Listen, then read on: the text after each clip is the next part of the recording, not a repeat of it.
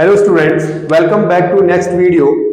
आज की क्लास में हम लोग डिस्कशन करेंगे डिस्काउंट के ऊपर, यानी कि डिस्काउंट होता क्या है, डिस्काउंट कितने प्रकार के होते हैं, और जब हम जनरल एंट्रीज को पास करते हैं तो डिस्काउंट का ट्रीटमेंट कैसे किया जाता है, ये चीजें हम आज सीखेंगे। डिस्काउंट क्या होता है? देखिए, बेसिक चीज है कि डिस्काउंट का मतलब होता है छूट, यानी कि किसी कॉमोडिटी को जब हम उसके किसी भी चीज को जब हम उसके प्राइस से कम मूल्य में प्राप्त करते हैं तो हम उसको आम भाषा में डिस्काउंट कहते हैं। लेकिन जब हम अकाउंटिंग के अंदर डिस्काउंट को समझते हैं तो हम देखते हैं कि डिस्काउंट दो प्रकार के होते हैं। एक को कहते हैं ट्रेड डिस्काउंट, जिसे आम भाषा में हिंदी में व्यापारिक छूट कहते हैं, और दूसरे को कहते हैं कैश डिस्काउंट, जिसे हम नगद छूट कहते हैं। तो ये दोनों डिस्काउंट का मतलब क्या है और इनके ट्रीटमेंट कैसे करे जाते हैं, आज की वीडियो में हम इस टॉपिक को डिस्कशन करेंगे। तो लेट्स स्टार्ट। देखिए, सबसे पहले डिस्काउंट छूट। डिस्काउंट दो प्रकार के होते हैं। ट्रेड डिस्काउंट, जिसका मतलब है व्यापारिक छूट। ट्रेड डिस्काउंट क्या होता है? व्यापारिक छूट।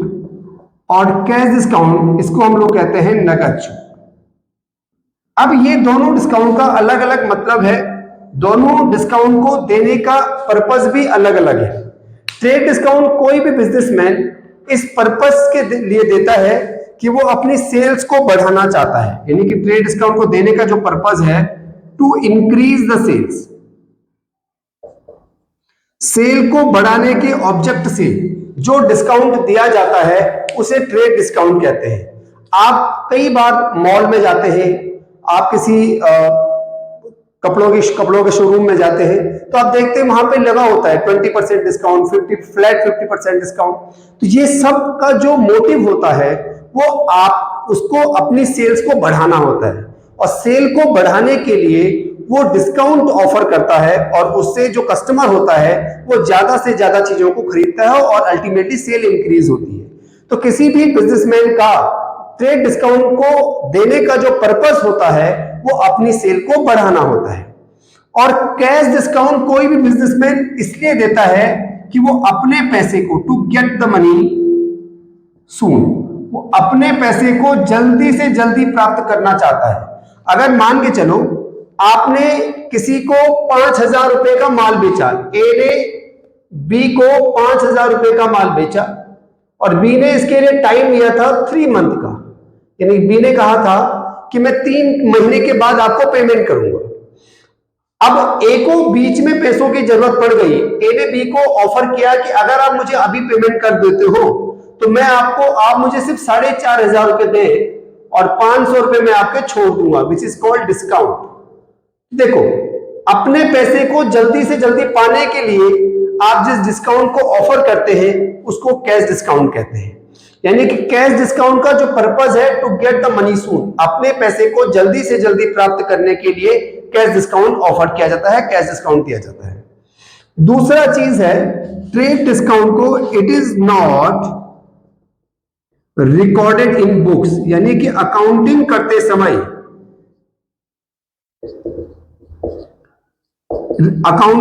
समय इसको बुक में रिकॉर्ड नहीं किया जाता है। जब हम अकाउंटिंग ट्रीटमेंट करते हैं तो ट्रेड डिस्काउंट का कोई भी रिकॉर्ड नहीं किया जाता है, और इट विल बी रिकॉर्डेड, इसको रिकॉर्ड किया जाएगा। कैश डिस्काउंट को तो रिकॉर्ड किया जाता है, लेकिन ट्रेड डिस्काउंट को रिकॉर्ड नहीं किया जाता है जब हम अकाउंटिंग करते हैं। जैसे एग्जांपल के तौर पे आप देखिए, मैंने कहा goods purchase ₹20,000 from Mohan and 10% TD allow. TD मतलब ट्रेड डिस्काउंट। गुड्स परचेज, हमने गुड्स खरीदा कितने का? 20,000 रुपए का। किससे? मोहन से। और उसके ऊपर 10% ट्रेड डिस्काउंट दे दिया। तो ट्रेड डिस्काउंट की जब एंट्री हम करते हैं तो हम क्या करते हैं, जो गुड्स की वैल्यू होती है उसे कहते हैं लिस्ट प्राइस। जो लिस्ट प्राइस होता है 20,000, उसमें से ट्रेड डिस्काउंट को माइनस कर देते हैं। तो जब आप ट्रेड डिस्काउंट को माइनस कर देंगे तो वैल्यू है 2,000 रुपीज। तो अल्टीमेटली आपको जो पेमेंट करनी है वो 18,000 रुपए की करनी है। और परचेज कंसिडरेशन भी 18,000 ही माना जाएगा, 18,000 ही माना जाएगा। यानी कि ट्रेड डिस्काउंट जहां पर भी होगा उसकी वैल्यू को आप सिंपल माइनस कर देंगे, अकाउंटिंग में उसका कोई ट्रीटमेंट नहीं किया जाएगा। देखो अगर हम इसकी एंट्री पास करते हैं तो एंट्री होगी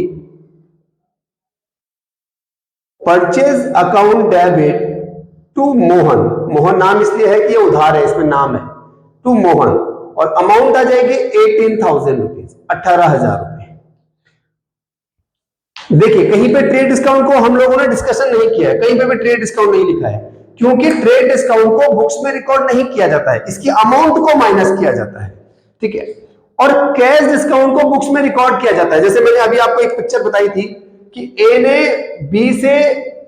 बी को माल बेचा 5,000 रुपए का और 3 महीने का टाइम दिया था पेमेंट के लिए, और बी ने आपको पेमेंट करी, और जब बी ने आपको पेमेंट करी तो आपने उसे 500 रुपए का डिस्काउंट दिया। तो इसकी एंट्री जब आप करेंगे, ए जब इसकी एंट्री करेगा तो ए लिखेगा cash account debit, discount account debit to, देने वाला कौन है, बी। अब बी का जो अकाउंट का सेटलमेंट हुआ वो कितने अमाउंट से हुआ, 5,000 से, और जो कैश आपके पास में आया दैट इज 4,500, और 500 का आपने डिस्काउंट अलाउ किया, डिस्काउंट दिया, जो मैंने आपको बताया था कि 500 रुपए का आपने डिस्काउंट दिया। यानी कि कैश डिस्काउंट को बुक्स में रिकॉर्ड किया जाएगा और ट्रेड डिस्काउंट को बुक्स में रिकॉर्ड नहीं किया जाएगा, ठीक। इसके बाद आप देखिएगा तीसरा रूल है इसमें कि जो trade discount will be minus from price, list price, यानी कि ट्रेड डिस्काउंट को आप लिस्ट प्राइस से माइनस कर देते हैं, वो मैंने आपको करके दिखाया। ट्रेड डिस्काउंट को जो आपकी प्राइस है उसमें से आप माइनस कर देते हैं। और कैश डिस्काउंट में तीसरा, कैश डिस्काउंट को तो आपको रिकॉर्ड करना है, तो माइनस करने की तो कोई जरूरत ही नहीं पड़ती है। इसके लिए रूल है कि अगर इफ कैश डेबिट या बैंक डेबिट, क्योंकि ट्रेड जो कैश डिस्काउंट होता है वो कैश या बैंक के साथ लगता है, तो इफ कैश डेबिट या bank debit then discount also debit, then discount also debit. अगर कैश या बैंक डेबिट होता है तो आपको डिस्काउंट को भी डेबिट ही करना है, और अगर कैश और बैंक क्रेडिट होता है देन डिस्काउंट ऑल्सो क्रेडिट, आपको डिस्काउंट को भी क्रेडिट ही करना है। यानी कि अगर आपका कैश या आपका बैंक डेबिट है तो आपको डिस्काउंट को डेबिट करना होगा, और अगर आपने कैश और बैंक को क्रेडिट किया है तो डिस्काउंट बाय डिफॉल्ट क्रेडिट हो जाएगा। ये बेसिक रूल है जब आप डिस्काउंट की एंट्री को पास करते हैं, कि अगर आप ट्रेड डिस्काउंट या कैश डिस्काउंट की किसी भी एंट्रीज को पास करेंगे तो ये कुछ बेसिक रूल्स है जो आपको ध्यान रखने हैं एंट्री पास करते समय। तो ये इसके बारे में बेसिक चीजें हैं जो मैंने आपके साथ डिस्कस करी, और इसके बाद हम अभी इसमें डिस्कस करेंगे कि कुछ क्वेश्चन मैं आपके सामने रखूंगा और उनके ऊपर एंट्री कैसे पास करी जाती है उनको समझने की कोशिश करेंगे। तो इसे नोट करिए आप।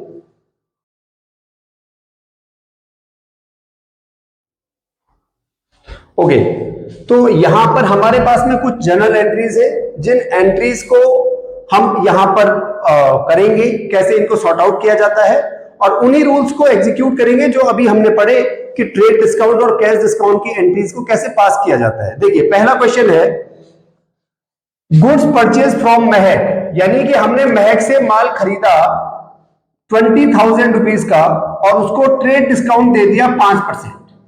अब अगर हम इस एंट्रीज को पास करेंगे तो देखिए क्या एंट्री होगी। लिस्ट प्राइस क्या है हमारी, ध्यान से देखिएगा, लिस्ट प्राइस क्या है 20,000, और इस पर मैंने आपको बताया था कि जहां पर ट्रेड टीडी मतलब ट्रेड डिस्काउंट, जहां पर ट्रेड डिस्काउंट होता है वो हमेशा लिस्ट प्राइस से माइनस हो जाता है, यानी कि आपका 10% टीडी है तो आपका 20,000 माइनस 5% है, 5%, तो इट मींस 1,000 आपकी वैल्यू माइनस हो जाएगी, तो आपका जो वैल्यू आएगा वो 19,000 आएगा, और आपको गुड्स परचेज की एंट्री पास करनी है जो आपने महक से खरीदा है। तो नॉर्मल एंट्री हो जाएगी purchase account debit to Mahak purchase account debit to महक 19,000, और यहां पर आप डिस्काउंट या कुछ भी नहीं लिखेंगे, डिस्काउंट ऑलरेडी माइनस हो चुका है, जो कि ट्रेड डिस्काउंट का रूल भी है कि आप भले इसको क्या कर सकते हैं, इसको नरेशन में लिख सकते हैं। नरेशन में आप क्या लिख सकते हैं, being goods purchase from Mahak, Mahak and 5% TD allow. इसको अगर आपको इलोबरेट करना है, खोलना है, तो वो इंफॉर्मेशन आप अपनी नरेशन में डाल सकते हैं, बट एंट्री में ट्रेड डिस्काउंट का कोई रोल नहीं होगा। सेकंड क्वेश्चन देखिए क्या लिखा है, गुड सोल्ड टू नवीन, नवीन को माल बेचा है 50,000 का और ट्रेड डिस्काउंट है 10%। अब फिर सेकंड में वही होगा, आपका जो लिस्ट प्राइस है वो है 50,000 और यहां पर भी ट्रेड डिस्काउंट है, तो इसको भी क्या कर देंगे, माइनस कर देंगे। कितने परसेंट है, 10%। तो 50,000 का 10% 5,000, यानी कि जो सेल का प्राइस आएगा दैट इज 45,000। ये आपका सेल का प्राइस आया क्योंकि आप यहां पे सेल कर रहे हैं, और ये प्राइस आपका परचेज का था क्योंकि आप परचेज कर रहे थे। तो जब इस एंट्री को पास करेंगे तो आपको सिंपल सेल की एंट्री पास करनी है जो आपने नवीन को करी, और यहां पे आप लिख देंगे नवीन डेबिट टू सेल अकाउंट, और अमाउंट आ जाएगी 45,000। आपको नरेशन में आप चाहें तो वैसे ही नरेशन मेंशन कर सकते हैं कि goods sold to Naveen ₹50,000 and TD allow 10%। Narration में आप चीजों को खोल सकते हैं। तो ये आपकी सेकेंड एंट्री हो गई। तीसरी एंट्री को जरा ध्यान से देखिएगा, ये थोड़ा सा बड़ी है, इस पे ध्यान दीजिए। ये लिखा है गुड्स परचेज्ड फ्रॉम अमन 10,000, 10,000 रुपए का अमन से माल खरीदा, और ट्रेड डिस्काउंट 10% है और 5% है कैश डिस्काउंट। एक इंपॉर्टेंट इंफॉर्मेशन याद रखिएगा, जिस क्वेश्चन में कैश डिस्काउंट मेंशन हो और किसी पार्टी का, किसी फर्म का नाम भी हो, उसके बावजूद भी वो ट्रांजैक्शन कैश मानी जाती है, क्रेडिट नहीं मानी जाती है, क्योंकि उसमें कैश डिस्काउंट है। कैश डिस्काउंट तभी होगा जब कैश का मूवमेंट हो रहा होगा। अगर उधार है पूरी ट्रांजैक्शन तो कैश डिस्काउंट हो ही नहीं सकता है।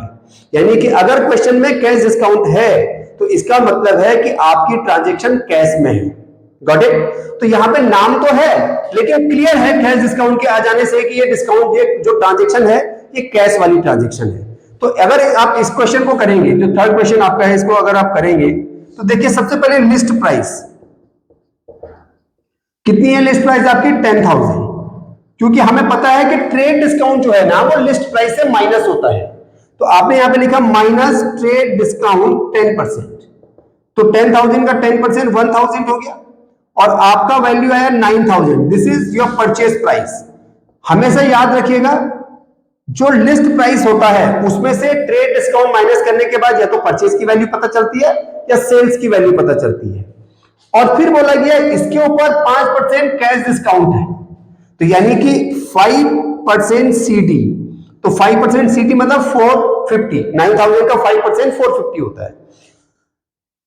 इसको आप कैश डिस्काउंट में रिकॉर्ड करेंगे, क्योंकि हम जानते हैं कि कैश डिस्काउंट को तो रिकॉर्ड किया जाता है, तो जो ये 1,000 को कहीं रिकॉर्ड नहीं करना है क्योंकि ये अमाउंट को माइनस कर देगा, पर इस 450 को आप कैश डिस्काउंट में रिकॉर्ड करेंगे।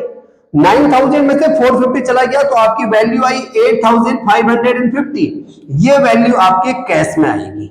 यानी कि अगर आप ट्रांजैक्शन करेंगे तो आपको सारी चीजें क्लियर हो गई कि परचेज में क्या आएगा, कैश में क्या आएगा और कैश डिस्काउंट में क्या आएगा। तो इस एंट्री को पास करेंगे,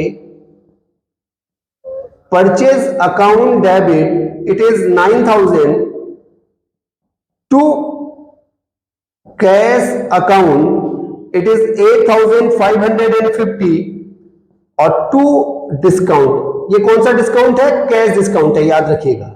to discount account it is 450। ये ट्रांजैक्शंस आपकी हो गई जब आपके पास में दोनों डिस्काउंट थे, कैश डिस्काउंट भी था और ट्रेड डिस्काउंट भी था।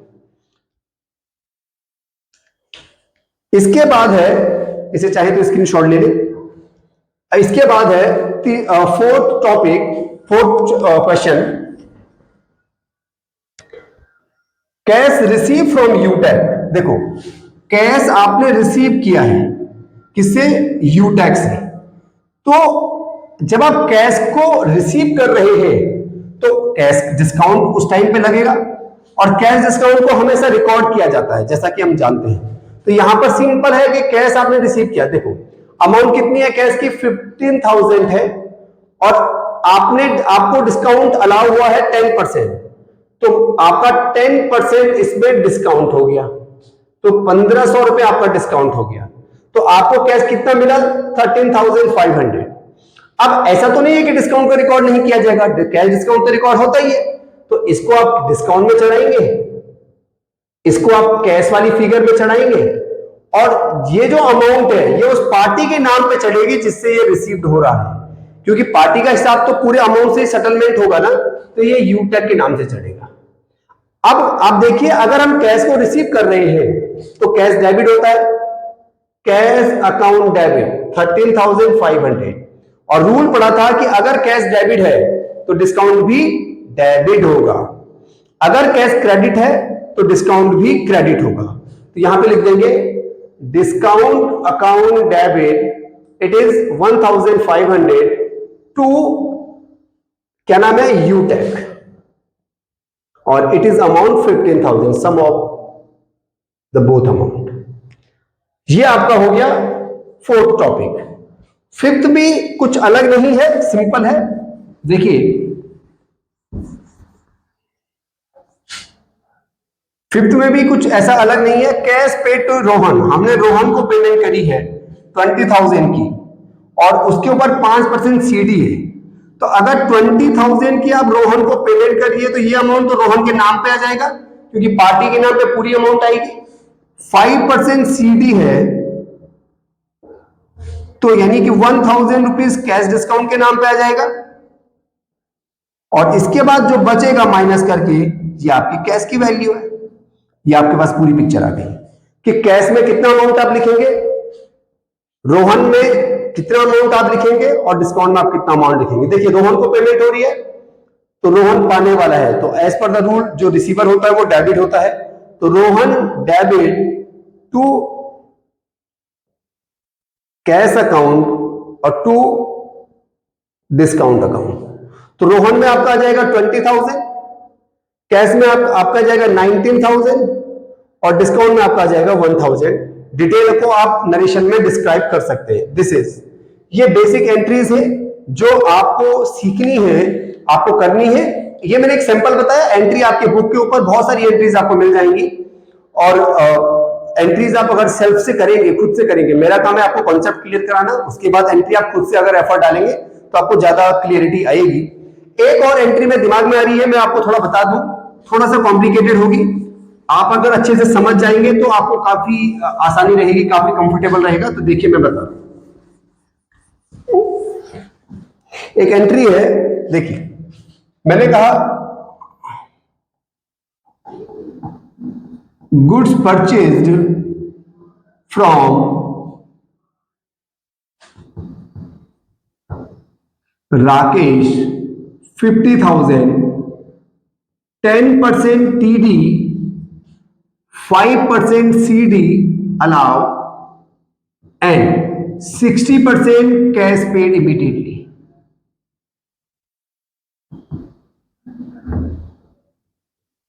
यानी कि आपने माल खरीदा राकेश से 50,000 रुपए का, 10% आप उसके ऊपर ट्रेड डिस्काउंट हुआ, 5% उसके ऊपर सीडी हुआ, और 60% अमाउंट आप इमीडिएटली पेमेंट कर रहे हैं। एक चीज क्लियर हुई कि अगर आप 60% पेमेंट करेंगे तो आपका जो कैश डिस्काउंट है वो सिर्फ 60% के ऊपर लगेगा। रूल क्या कहता है कि कैश डिस्काउंट सिर्फ कैश वाली फिगर के ऊपर लगेगा। ये कहानी ऐसे कुछ है कि अगर मैं किसी दुकान में गया और मैंने वहां पे कहा कि मुझे आप बताएं कि मैं आपसे अगर 10 चेयर ले लूं तो एक चेयर कितनी की है, बोला 2,000 रुपए की है, तो मतलब 10 चेयर 20,000 की हो गई। मैंने कहा भाई साहब एक बात कहो, अगर मैं आपको इमीडिएटली पेमेंट करता हूं तो कुछ बेनिफिट दोगे, कुछ डिस्काउंट दोगे? उसने कहा चलो इमीडिएटली करोगे तो मैं 1,000 रुपए छोड़ दूंगा, और हम उसको 20,000 की जगह 5,000 रुपए देने की बात कर रहे हैं। तो वो आपसे कहेगा कि अगर आप 5,000 देंगे तो जो प्रीपोर्शन मिलेगा, जो रेशियो मिलेगा, वो 5,000 रुपए के ऊपर ही डिस्काउंट मिलेगा। ऐसा नहीं कि आप 5,000 देके 20,000 पे डिस्काउंट ले लोगे। कैश डिस्काउंट का रूल है कि वो सिर्फ कैश वाली अमाउंट के ऊपर लगता है, वो बाकी ऐसा नहीं कि आप कुछ पेमेंट करेंगे तो डिस्काउंट सब पे ले लेंगे। तो यहां पे वही पिक्चर है कि आपने सिर्फ 60% पेमेंट करी है। अब इस एंट्री को देखिएगा आप कैसे करते हैं। सबसे पहले पिक्चर को देखिए, लिस्ट प्राइस कितनी है? लिस्ट प्राइस है आपका 50,000 जो मैंने आपको बताया था, माइनस 10% आपका ट्रेड डिस्काउंट है जो माइनस हो जाता है। तो 50,000 का ट्रेड डिस्काउंट 5,000 माइनस हो गया, तो आपकी वैल्यू बच गई 45,000। Got it? 45,000 जो आपकी वैल्यू है। अब ये आपका परचेज कंसिडरेशन है, मतलब परचेज की वैल्यू है। परचेज के आगे ये अमाउंट लिखी जाएगी जो मैं बार बार कहता आया हूं कि ट्रेड डिस्काउंट को देने के बाद जो वैल्यू आती है वो परचेज या सेल की वैल्यू होती है। अगर क्वेश्चन में सेल है तो सेल की वैल्यू है, अगर क्वेश्चन में परचेज है तो परचेज की वैल्यू है। अब अभी तक हमने क्या किया कि इसके ऊपर 5% कैश डिस्काउंट था तो कैश डिस्काउंट कैलकुलेट कर लिया। अब हम ऐसा नहीं करेंगे। ऐसा क्यों नहीं करेंगे? क्योंकि हमारे पास में 45,000 रुपीज जो डिस्काउंट है, ये जो 45,000 अमाउंट है परचेज की, इसके ऊपर पूरा 5% डिस्काउंट नहीं लगेगा, क्योंकि इसमें से 60% का तो हम पेमेंट कर रहे हैं, 60% तो हम कैश दे रहे हैं और 40% क्रेडिट है। Got it? तो 45,000 का अगर 40% क्रेडिट है तो इसका जो वैल्यू है वो कितना होगा? 45,000 का 40%,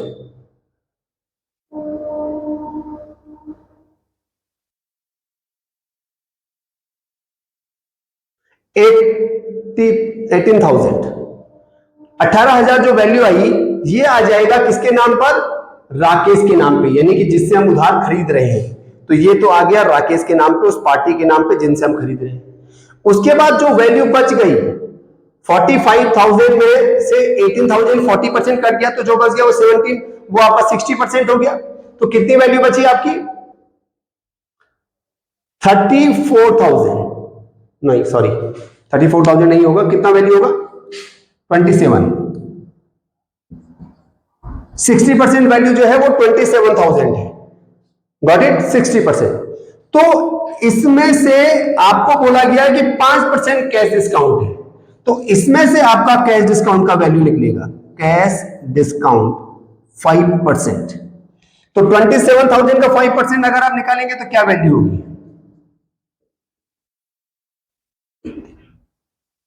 1350। ये आपका आ गया कैश डिस्काउंट। और 27,000 में से आप 1350 माइनस कर दें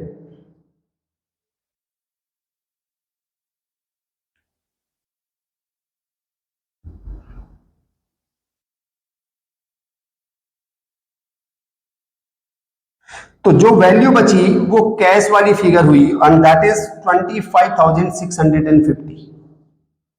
गॉट इट? तो ये वैल्यू आपकी कैश में आएगी, ये वैल्यू आपकी डिस्काउंट में आएगी, ये वैल्यू आपकी राकेश के नाम पे आएगी और ये वैल्यू आपकी परचेज में आएगी। जब आप इसे एंट्री में लेके जाएंगे, जब आप इसकी एंट्री बनाएंगे, ये तो इसका फ्रेम मैंने तैयार करा, ये पूरा इसका फ्रेम है कि जब आप इस क्वेश्चन को समझें तो आप इस तरीके से कुछ समझें। जब आप इसकी एंट्री पास करेंगे तो एंट्री क्या होगी? देखिए आप, बहुत आसान है। एंट्री होगी परचेज अकाउंट डेबिट, अमाउंट होगी परचेज की कितनी है? 45,000। Got it? टू रोहन,